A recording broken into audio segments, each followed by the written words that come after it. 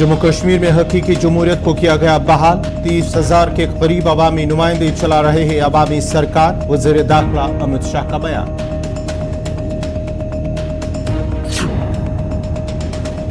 जायदाद टैक्स के खिलाफ जम्मू में ताजरों का एहतजाज। कहा, जायदाद टैक्स लागू करना लोगों के साथ नाइंसाफी। जायदाद टैक्स के फैसले को वापस लेने का किया मुतालबा। आल जम्मू कश्मीर पटवार एसोसिएशन की कामचोर हड़ताल। 1 साल गुजरने के बावजूद भी मुतालबात नहीं हुए हल। मुतालबात पूरे करने की एलजी से पटवारियों की मांग।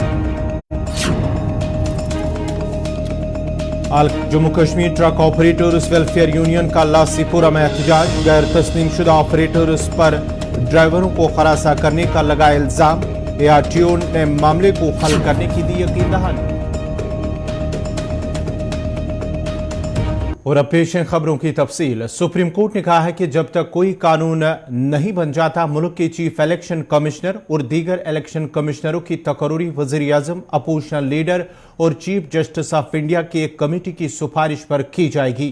अदालत उज़्मा के इस फैसले का मतलब कि चीफ इलेक्शन कमिश्नर और दीगर इलेक्शन कमिश्नरों की तकर्री अब मरकजी हुकूमत की सिफारिश पर नहीं, बल्कि वज़ीर आज़म, अपोजिशन लीडर और चीफ जस्टिस ऑफ इंडिया की एक कमेटी की सिफारिश पर सदर के जरिए की जाएगी। Justice K M Joseph, justice Ajay Rastogi, justice Aniruddha Bose, justice Harkesh Roy और जस्टिस सीटी रवि कुमार की आईनी बेंच ने मुतफिका तौर पर यह फैसला सुनाया। दरख्वास्त गुजारों ने इस्तदा की कि चीफ इलेक्शन कमिश्नर और इलेक्शन कमिश्नर्स की तकर्री के लिए आज़ादाना मैकेनिज्म कायम करने का हुक्म दिया जाए। जस्टिस जोसेफ की सरबराही में बेंच ने आइन के आर्टिकल 324 के तहत इलेक्शन कमीशन की तकर्री के तरीकाकार में कमी का जिक्र करते हुए कहा कि इलेक्शन कमीशन को एग्जीक्यूटिव की हर किस्म की मुदाखलत से दूर रहना चाहिए। बेंच ने कहा है कि जमहूरियत को जोड़ना इसी वक्त कामयाब हो सकता है जब तमाम स्टेक होल्डर्स अवाम की मर्जी की अक्कासी करने के इंतखाबी अमल की पाकीज़गी को बरकरार रखने के लिए काम करे।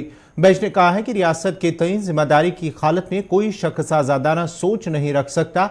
सुप्रीम कोर्ट के NGO association for democratic reforms Ashwini Kumar Upadhyay, Anoop Barnwal और डॉक्टर जया ठाकुर की दरख्वास्त पर अपना ये फैसला सुनाया।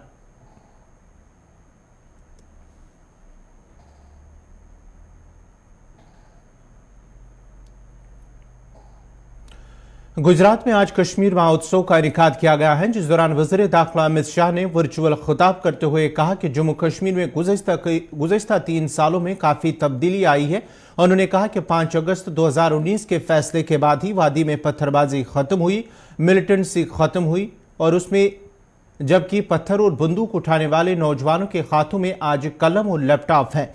अमित शाह ने मजीद कहा कि जम्मू कश्मीर में हकीकी जमहूरियत को बहाल किया गया है, जबकि 30,000 के करीब अवामी नुमाइंदे अवामी सरकार भी चला रहे हैं।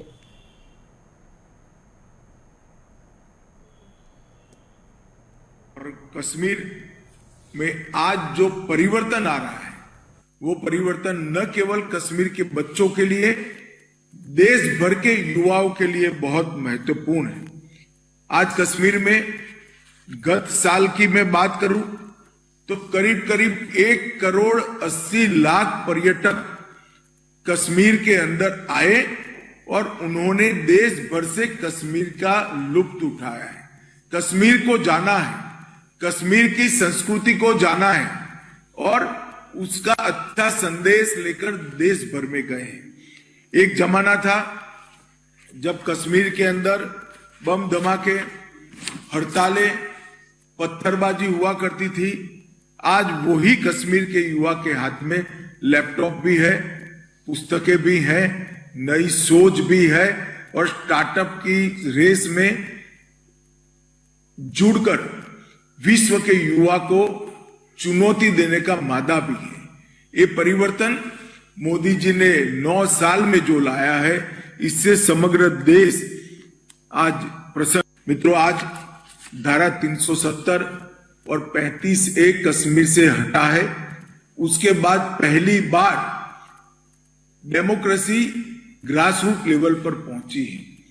कश्मीर में पहले कभी 90 MLA हुआ करते थे, 6 MP हुआ करते थे।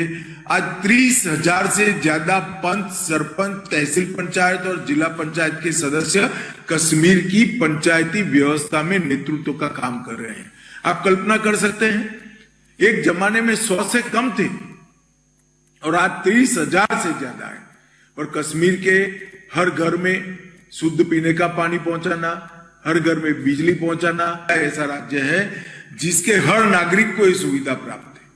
मित्रों, ढेर सारा काम कश्मीर में हुआ है और आतंकवाद की घटनाओं में और पत्थरबाजी में, बम धमाकों में, ये सारी चीजों में बहुत सारी कमी आई।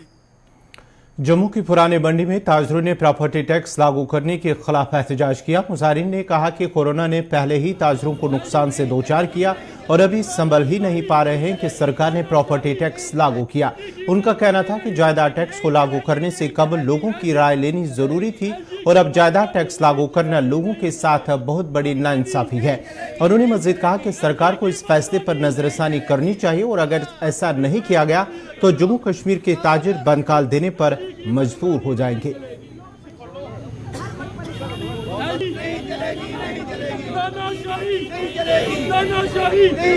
एलजी की मनमानी नहीं चलेगी, नहीं चलेगी, नहीं चलेगी। एलजी की मनमानी नहीं चलेगी, नहीं चलेगी मनमानी। आज तो 4 साल पहले एक टैक्स लगा था, GST टैक्स। उसमें लिखा गया था कि इससे सभी टैक्स बीच में आ गए हैं। अब चलो खुशी है, चलो सभी टैक्स एक ही बैठेगा ना। और 3 महीने के बाद हमारे पास म्यूनसिपलिटी वाले आगे 200 रुपये न देने, 200 रुपये न देने, वो भी दुकानदारों क्या को दे दिया। पर उसके बाद अब जब प्रॉपर्टी टैक्स, मुझे समझ नहीं आती, आने प्रधानमंत्री जी ये कितने टैक्स बकाए हैं आपके पास?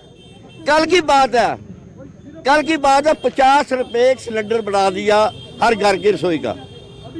मैं आपके मीडिया माध्यम से ये कहना चाहता हूँ, आगे सुनते थे जब छोटे होते थे, किसी का बच्चा पैदा हुआ ना, भाई जी अपने दादे पर गया, ये अपने चाचा पर गया, ये अपने ताऊ पर गया। और सियासतदानों, जम्मू के सियासतदानों, पंडित प्रेमदास डोगरे पर कोई नहीं गया, पंडित प्रेमदास डोगरे पर कोई नहीं गया। 1970 में 40 पैसे से किलो आटा हुआ था, 44 पैसे।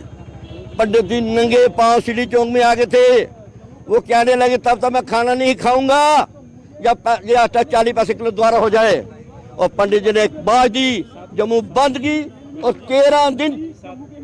13 दिन जम्मू बंद रहा और आखिर गवर्नमेंट को झुकना पड़ा। मैं आनीय प्रधान चैम्बर ऑफ कॉमर्स के अरुण गुप्ता जी और बार एसोसिएशन प्रधान, पहले उनको मुबारक देने आपको प्रधान बने, वो तो ट्रांसपोर्ट के प्रधान और तीनों प्रधान पंडित प्रेमदास डोगरे चले जाए वहां, उनके चरणों का आशीर्वाद ले। अरे जी जम्मू आपके साथ है, एक दफा बंद की काल जो जम्मू नहीं खुलेगा, नहीं खुलेगा, गवर्नमेंट को वापस नहीं दिया जाएगा। जय हिंद, जय भारत। नाजरीन, खबरनामा जारी रहेगा। यहाँ पे छोटा सा तिजारती वक्फा।